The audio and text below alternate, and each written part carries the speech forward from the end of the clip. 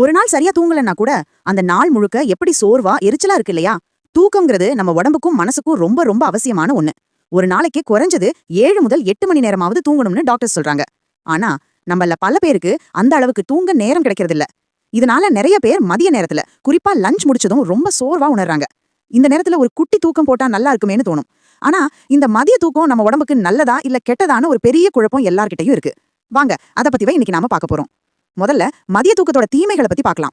சில ஆராய்ச்சிகள் என்ன சொல்லுதுன்னா, மதிய நேரத்துல ரொம்ப நேரம் தூங்குறது நம்மளோட நைட்டு தூக்கத்தை பாதிக்க வாய்ப்பு இருக்கு.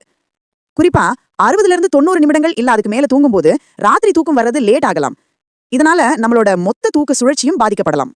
அது மட்டும் இல்ல, சீனால நடந்த ஒரு ஆராய்ச்சி மதிய நேரம் தூங்குறவங்களுக்கு கொரோனா மாதிரி தொற்று நோய்கள் வர்றதுக்கான ஆபத்து கொஞ்சம் அதிகம்னு சொல்லியிருக்காங்க. இது எல்லாருக்கும் பொருந்துன்னு சொல்ல முடியாது, ஆனா இதுவும் கவனிக்க வேண்டிய ஒரு விஷயம். சரி, அப்போ மதிய தூக்கமே கூடாதான்னு கேட்டா அப்படி இல்ல.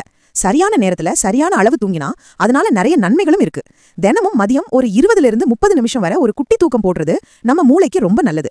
இது நம்ம மூளைக்கு புத்துணர்ச்சி கொடுக்குது, நம்மளோட மனநிலையை சரி பண்ணுது, வேலையில செயல்திறனையும் அதிகரிக்குது. இந்த குட்டி தூக்கம் நம்ம உடம்புல இருக்கிற மன அழுத்த ஹார்மோன்களை குறைச்சு நோய் எதிர்ப்பு சக்தியை அதிகரிக்குது. இதனால உடம்புல ஏற்படுற தொற்றுகளை எதிர்த்து போராட நம்ம உடம்புக்கு சக்தி கிடைக்குது. ராத்திரி சரியா தூங்க முடியாதவங்களுக்கும் அதிகமா மன உளைச்சல் தேவைப்படுற வேலை செய்யறவங்களுக்கும் இந்த குட்டி தூக்கம் ஒரு வரம் மாதிரி.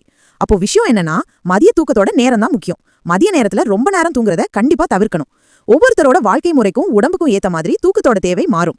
ஒருவேளை உங்களுக்கு பகல் நேரத்துல ரொம்ப நேரம் தூங்கணும் தோணிக்கிட்டே இருந்தா அது வேற ஏதாவது உடல்நல பிரச்சனையோட அறிகுறியா இருக்கலாம். அதனால உங்க உடம்ப நீங்க தான் நல்லா புரிஞ்சுக்கணும். உங்களுக்கு எது சரி வருதோ அந்த தூக்க முறையை பின்பற்றி ஆரோக்கியமா வாழுங்க.